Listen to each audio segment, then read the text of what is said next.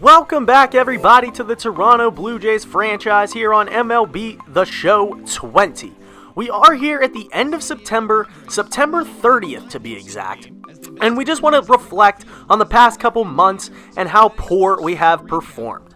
So we are very injury prone, so I can understand why we have been on this big skid just due to this massive injury list with key players like Biggio, Drury, and Grishik, who have all missed pretty much the last 2 months of the season.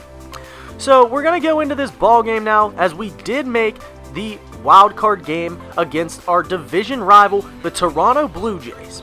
We're going to be facing them here in Tropicana Field as we look to rebound off a very poor performance from Hyunjin Ryu in his last outing. He had 3 bad games in a row. He's going to be facing Blake Snell, who we've had some decent luck against this year. He's posting a 4.5 ERA. Not great for Blake Snell and his Cy Young numbers that he usually puts up, but we are able to draw a 2-out walk and get maybe something going with a beautiful rope by Vladdy into the center field gap. That one's going to put Gurriel on third. Runners now on the corners with 2 away, a full count, and then Travis Shaw strikes out. You can't tell by that 2.87 ERA, but Ryu has gotten beaten up in the last couple outings. Ever since he came off the IL, he really hasn't been the same. He had one really good performance, but other than that, it's been kind of mediocre to bad nonetheless, as he gives up a bomb here. Only the 3rd batter of the ball game, and Austin Meadows takes him deep in this one. His first of the postseason, 392 feet. Oh my goodness, that is the bad start that we wanted to limit for Hyunjin, as he makes the final out here himself and covers the first base bag. We go now to the top of the inning as Joe Panik steps in with 2 away, and he delivers this one into shallow left field, thus bringing in Bo Bichette, who crushes this one into the left field corner, but it is going to be caught out there, and he definitely had to cover a lot of ground out there as that one was crushed. We come now to the bottom of the second, where we finally get Ryu settled down as he goes 1-2-3, striking out the final batter of the inning. And then Lourdes Gurriel Jr. takes this one deep to left. It wraps all the way around the foul pole. That's going to be a nice souvenir for somebody out there. A 404-foot shot. He did not miss that ball, as it is now a 2-1 ball game here in the bottom of the 3rd. A nice shot over there into the left field line, and that one's getting down for a single. Fortunately, we kept it to a single, as that one is going to be hit through. And now runners on first and second. A hard hit ball to Bo Bichette, who flips it over to Panik, who throws it to Shaw for a beautiful out.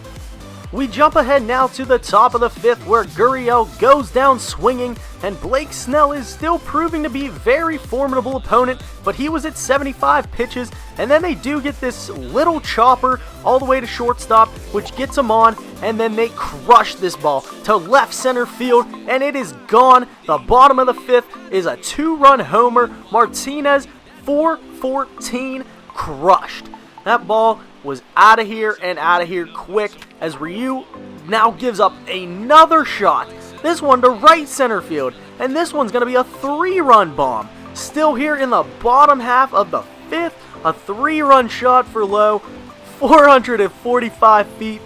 It's like he's in a batting practice out there, as it is now a 7-1 ball game. Here in the top of the 6th, we look to get something going, as Travis Shaw gets a little hit. 1 out Lightning as runners on first and second, and then Tellez is going to hit one. That's going to drop in. We have the bases loaded. Something's going at least a little bit well for us, but we got to need a ton of runs, as we were stealing everyone there to prevent the double play. We get one across, and then Bo Bichette comes through with a huge knock right up the gap in the center field, and then we get 2 across, as it is now 7-4, a little bit more manageable as we bring in Middleton, and he's going to try to get through this inning very harmlessly with out number 2 there, and a beautiful slider for out number 3.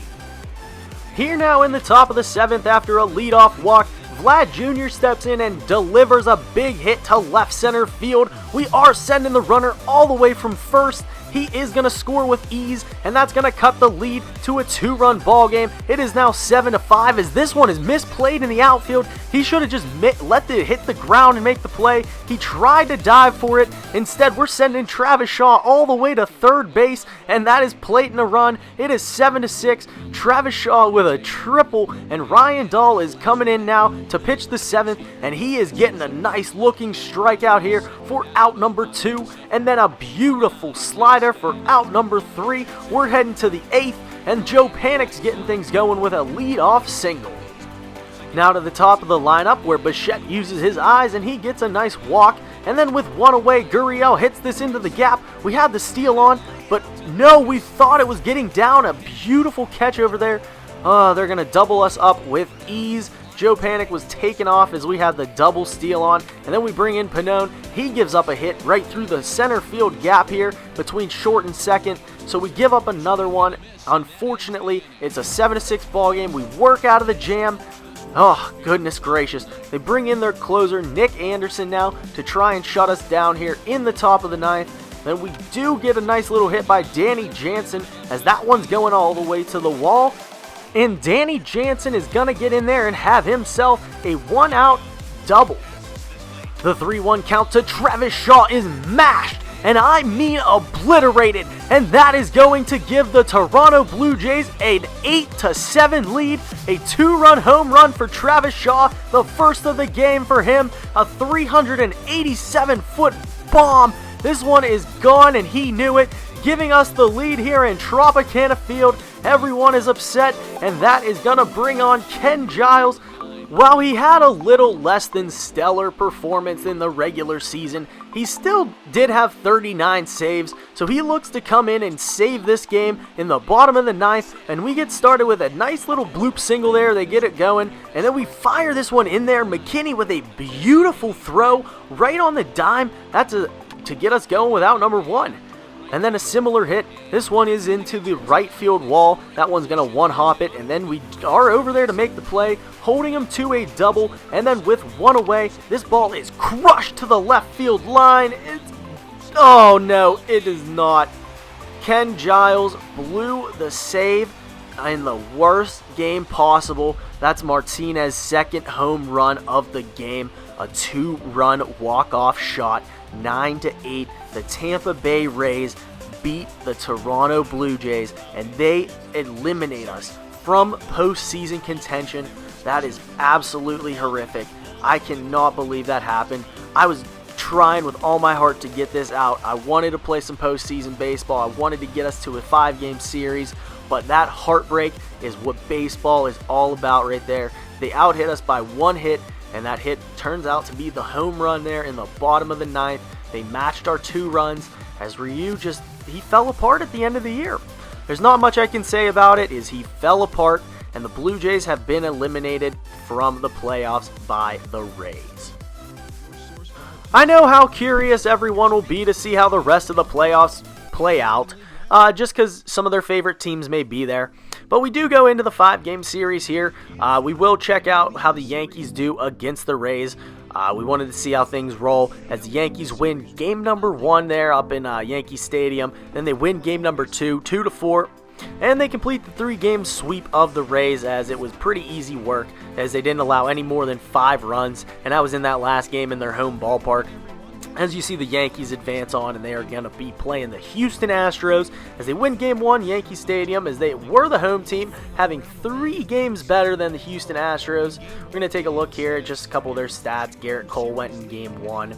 And then they have Verlander in Game 2, who actually loses to Luis Severino. We've faced both of those pitchers before in the past, as Verlander goes 8 1/3. You take a look over in the NL and you see the San Diego Padres beat the Dodgers actually, and then they are up on the Brewers 3-0. As we go back to the Yankee series here, and they win games 3 and 4 on the road. And you see them win game number 5. They handled the Astros pretty well, winning 4-1, and you see the Padres also winning 4-1. So I was wondering how the Padres were actually this good. So I wanted to look at their roster a little bit, and they did make some of those big trades that I saw. They had Josh Bell, Brian Reynolds from the Pirates. They made a couple pitching trades deep in their bullpen. and they had one rookie that was really outperforming himself. As they split the first 2 games here, you see the Padres only were 89 and 73, so they were the miracle team this year. They were the Cinderella story, as they came from the wildcard game, and they have won every single series subsequently.